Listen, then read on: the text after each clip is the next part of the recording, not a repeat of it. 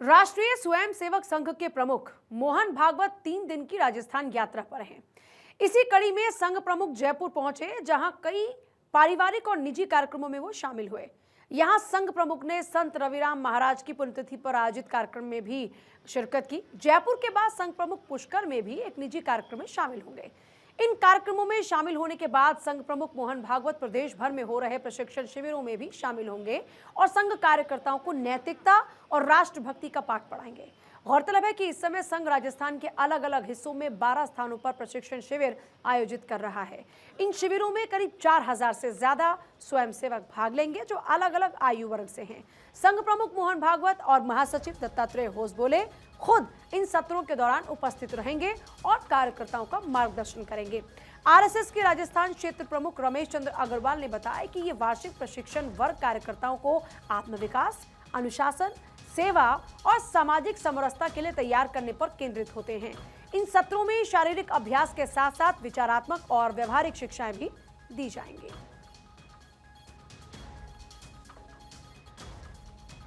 डिंपल शर्मा मेरे साथ मेरे सहयोगी इस वक्त जुड़ रही हैं। डिंपल का रुख करते हुए, डिंपल, अभी तक क्या कुछ तस्वीरें सामने आ रही हैं? स्वयं सेवकों को प्रशिक्षण यहां पर दिया जाएगा, 12 शिविर होंगे, जयपुर से पुष्कर तक इसे लेकर तैयारियां नजर आ रही हैं। आपके पास क्या कुछ खास जानकारी है?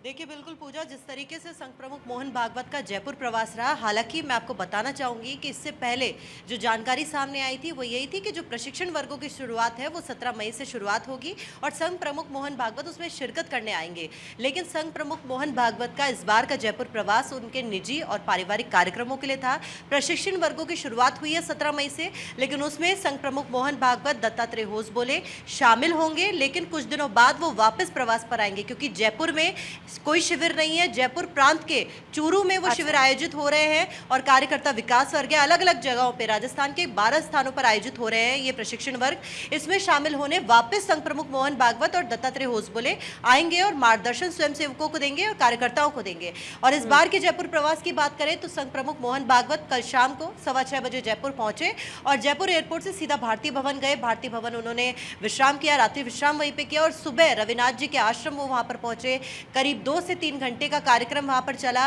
और 2 से 3 घंटे के कार्यक्रम में संघ प्रमुख मोहन भागवत का स्वागत हुआ मंत्रोच्चार के साथ, भजन के साथ। और जो भावनाथ महाराज हैं उन्होंने खुद उनका स्वागत किया। और खास बात यह भी रही कि जब संघ प्रमुख मोहन भागवत वहां पर पहुंचे तो उनके साथ क्षेत्र प्रचारक निम्बाराम,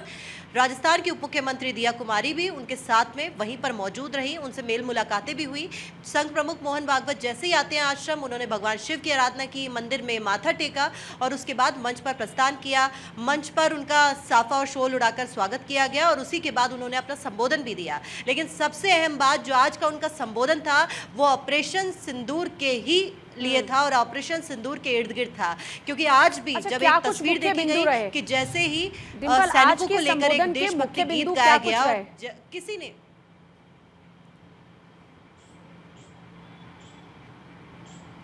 देखिए, बिल्कुल पूजा, सबसे पहला ऑपरेशन सिंदूर पे बात। दूसरा, जिस हिसाब से आज संघ प्रमुख मोहन भागवत का जोश दिखाई दे रहा था, जाहिर तौर पे नजर आ रहा था कि देशभक्ति से ओतप्रोत भी था और साथ ही साथ उनको इस बात पे गौरव भी महसूस हो रहा था कि पिछले दिनों में जिस तरीके से पहलगाम आतंकी हमले का बदला पाकिस्तान से भारत ने लिया है ऑपरेशन सिंदूर के जरिए, उसका भी उन्होंने नाम न लेते हुए साफ साफ जिक्र कर दिया। प्रधानमंत्री नरेंद्र मोदी के जो नेतृत्व है उसको भी सराहा, साथ ही साथ जो भारतीय सेना है उसको लेकर भी उन्होंने कहा कि वाकई बहुत अच्छा काम किया और भारत जो कि है किसी भी तरीके से दुस्साहस अगर कोई करता है तो उससे शत्रुता कभी नहीं रखता, लेकिन अगर कोई दुस्साहस करता है तो उसको छोड़ता भी नहीं है। तो ऐसे में क्लियर मैसेज दिया कि भारत की जो शक्ति है, जो सेना शक्ति है, वो हमेशा मुकाबला करेगी। और जिस तरीके के बयानबाजी चाहे अमेरिका की तरफ से हो और बाकी देशों की तरफ से हो, उन देशों पर भी नाम न लेते हुए उन्होंने साफ तौर पे इस बात का जवाब भी दिया। तो कहा जा सकता है कि आज का जो जयपुर प्रवास था, क्योंकि ऑपरेशन सिंदूर पे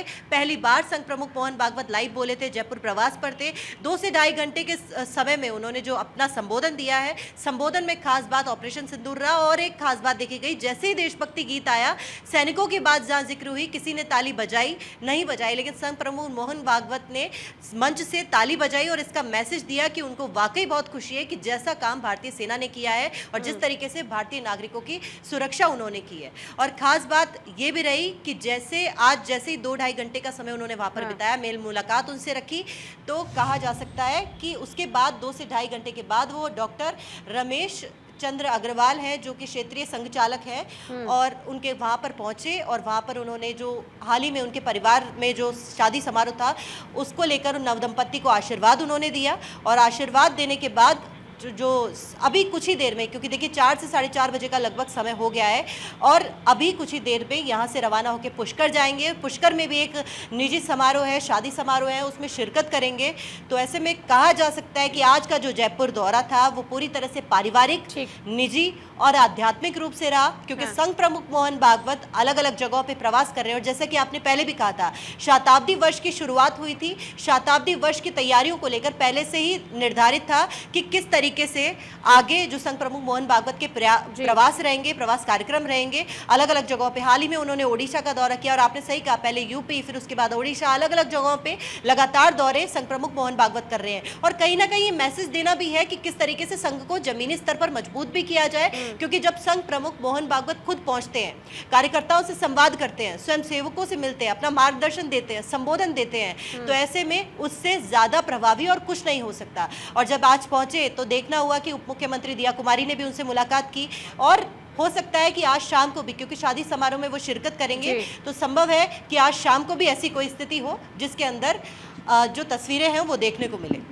तो देखिए, जैसा डिम्पल ने बताया कि जो आज उनका दौरा है ये पूरे तौर पर पारिवारिक है, आध्यात्मिक है, लेकिन आप जब शिविर शुरू होंगे तो उसमें उसके लिए वो बाद में आएंगे। अच्छा डिम्पल, मैं चाहूँगी कि ये जो शिविरों को लेकर तैयारी चल रही है, या इसमें क्योंकि हमने जिक्र किया कि देशभक्ति का पाठ पढ़ा जाएगा, सैद्धांतिक व्यवहारिक तौर पर, क्योंकि हर आयु वर्ग के स्वयंसेवक है तो उनको उस तरीके से पाठ पढ़ाया जाएगा, इसको लेकर आपके पास में कोई खास जानकारी है क्या, ये जो शिविर चलेंगे इसको लेकर?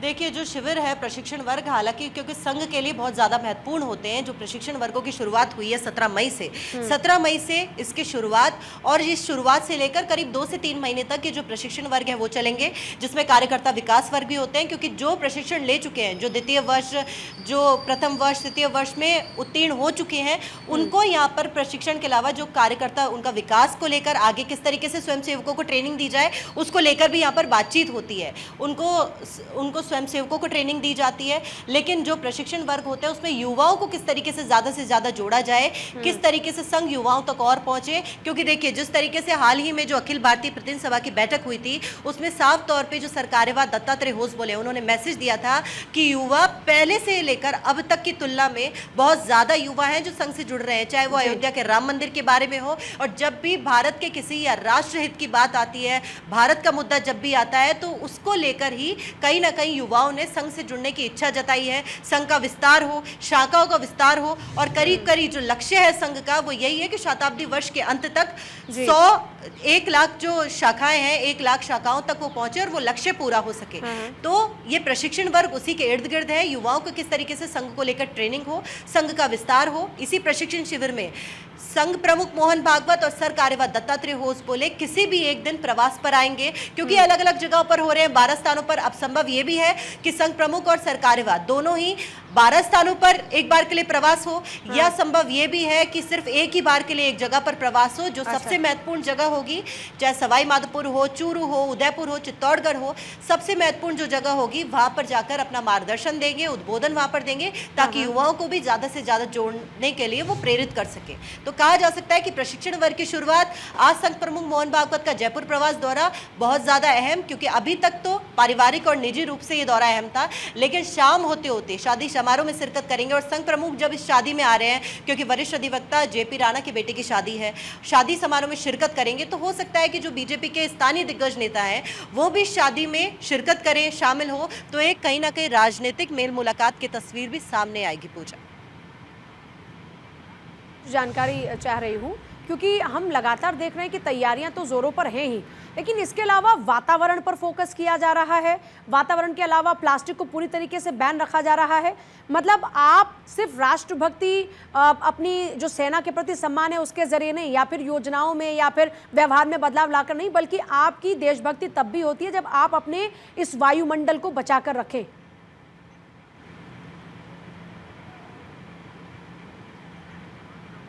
देखिए बिल्कुल पूजा सही कहा आपने, क्योंकि देखिए संघ जब भी कोई डिसीजन लेता है तो आपने देखा होगा बहुत ड्रास्टिक चेंज है, रिवोल्यूशनरी चीज़ें लेकर आता है। चाहे वो एक पेड़ माँ के नाम जो अभियान शुरू किया था भाजपा ने, वो भी कहीं ना कहीं संघ से ही प्रेरित था, क्योंकि संघ पहले से ही जो उनके पंच परिवर्तन है उस पर काम करता है। कुटुंब प्रबोधन हो, सामाजिक समरसता हो, ऐसे कई मुद्दों को लेकर पहले से काम करता है। वातावरण को लेकर अनुशासन, शांति और वातावरण के लिए हमेशा से संघ सजग रहा है।